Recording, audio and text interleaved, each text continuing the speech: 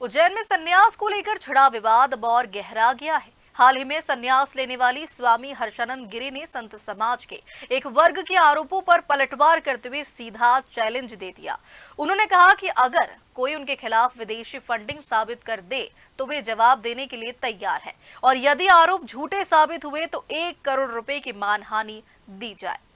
उज्जैन में संन्यास लेने के बाद लगातार सुर्खियों में रही स्वामी हर्षानंद गिरी ने सोशल मीडिया पर वीडियो जारी कर अपने ऊपर उठ रहे सवालों का जवाब दिया है। उन्होंने कहा कि वे 2019 से उत्तराखंड में रहकर साधना कर रही हैं। ऐसे में बिना तथ्यों के उन पर आरोप लगाना गलत है। उन्होंने कहा कि यदि कोई यह साबित कर दे कि उन्हें विदेश से फंडिंग मिलती है तो वे हर सवाल का जवाब देने को तैयार है, लेकिन अगर आरोप गलत निकले तो 1 करोड़ रुपए की मानहानि दी जाए। स्वामी हर्षानंद गिरी ने यह भी कहा कि जब कुछ संतों के खिलाफ गंभीर आरोप सामने आते हैं तब कोई आवाज नहीं उठाता, लेकिन उनके मामले में बेवजह सवाल खड़े किए जा रहे हैं। हर्षा रिछारिया लेंस लगाए तो हर्षा रिछारिया मेकअप करते हैं, हर्षा रिछारिया नजर का चश्मा लगाए जो डॉक्टर ने दिया है और जो धूप में काला हो जाता है क्योंकि मुझे दिन की रोशनी से आंखों में दिक्कत हो रही है, तो हर्षा रिछारिया ने फैशनेबल चश्मा लगा लिया है। मतलब हर्षा रिछारिया अपनी सेहत का ख्याल आपकी सोच के हिसाब से करे, है ना पूजनीय महाराज जी। अगर इस लड़की ने संन्यास लिया है तो इसे 10 वर्ष तक हिमालय पे तपस्या करनी पड़ेगी। महाराज जी, मैं अभी तो चलिए उज्जैन में हूँ, लेकिन इससे पहले जो मैं इतने सालों से ऑलमोस्ट 2019 से उत्तराखंड में थी, क्या आपको पता है मैं वहां क्या कर रही थी? क्या आपको पता है अपना काम धाम छोड़ के मैं वहां पे क्यों थी?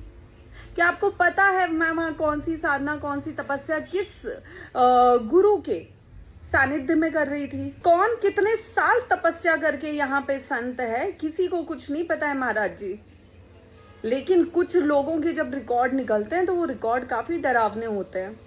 अब ये मत बोल दीजिएगा कि हर्षा रिछारिया ने संतों का अपमान किया। ने तब विरोध किया जब अशोक खैरात जैसे लोग अरेस्ट हुए, उनके वीडियो आए। आपने तब हंगामा किया जब कोई यूनिवर्सिटी के एक संत भागे भागे फिर रहे थे यौन शोषण के संबंध में, जब लड़कियां पहुंच गई थी थाने, तब आपने ये विरोध किया था क्या? मुझे याद नहीं आ रहा महाराज जी। उसके बाद आज आप विरोध कर रहे हैं एक लड़की का कि ये संत कैसे बन गई, संत कैसे बन गई। तो संत मैं अपने जीवन में बनी हूँ, अपने जीवन का मैंने यहाँ पे पिंडदान किया है। आपको कुछ गलतफहमी हुई है। मेरा विरोध करने से पहले मेरे बारे में जानिए तो। मैंने कब कहा प्रयागराज कुंभ से यहाँ संन्यास लेने से पहले, तब से अभी तक कब कहा कि मैं सन्यासी हूँ, मैं साध्वी हूँ? मैंने तो मीडिया के जरिए 50 बार मना किया है। मुझे लगता है कि एक समझदार व्यक्ति, एक बुद्धिमान व्यक्ति वही होता है जो किसी पे आरोप लगाने से पहले पूरी जानकारी हासिल करता है। और आप क्या बार बार बोल रहे हैं कि प्रयागराज कुंभ इसने खराब किया? मैंने जाके किसके साथ क्या किया? मैंने जाके किसका अपमान किया, किसका विरोध किया, किसको अपमानित किया? कहाँ अपनी सीमाएं लांगी, कहाँ अपने संस्कारों से हटी हूँ? जो आपका ये आरोप है ना कि ये इस बार का कुंभ खराब करने आई है, तो सनातन धर्म में मैं पैदा हुई हूँ महाराज जी। ब्राह्मण परिवार वशिष्ठ गोत्र में मैं पैदा हुई थी। अब मेरा गोत्र अच्युत है। जो सही भक्ति, धर्म, भाव, कर्म पे चलता है ना, जो सही में सन्यासी, सही में साधु होता है, वो इस तरह के विरोध, अहंकार, ईर्ष्या, लोभ, मोह से परे होता है महाराज जी। रही बात फॉरेन फंडिंग की, तो महाराज जी आप साबित कर दीजिए कि मुझे फॉरेन फंडिंग हो रही है। आप साबित कर दीजिए कि मुझे विदेशों से फंड आ रहा है भारतीय संस्कृति को खराब करने के लिए।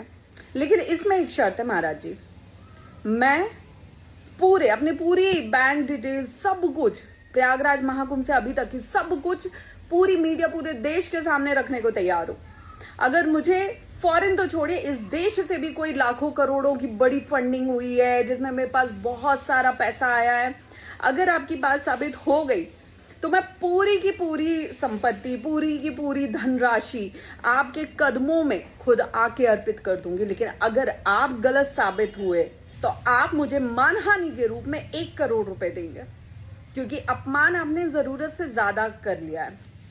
पहली झूठी अफवाह कि मैंने 2 बार संन्यास लिया, बिना जानकारी के आपने ये बात बोली। दूसरा, नचनिया कुदनिया जैसे शब्द आपने एक लड़की के लिए सरेआम मीडिया पे, सोशल मीडिया पे, दुनिया भर के सामने आपने इस्तेमाल किए बिना उसको जाने।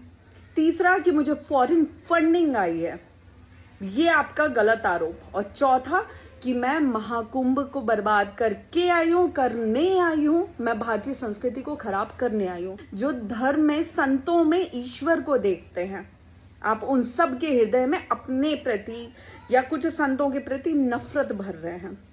बताइए फिर कब दूं मैं मीडिया में अपने बैंक की डिटेल्स, कब बताऊं मैं सारी सच्चाई?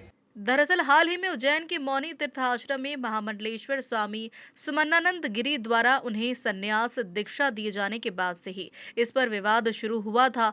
कुछ संतों ने उनके संन्यास को लेकर आपत्ति जताई थी, जिसके बाद यह मामला अब खुलकर सामने आ गया है। अब यह विवाद सिर्फ धार्मिक सीमाओं तक नहीं रहा, बल्कि सोशल मीडिया और सार्वजनिक बहस का विषय बनता जा रहा। Bureau report, Ujjain.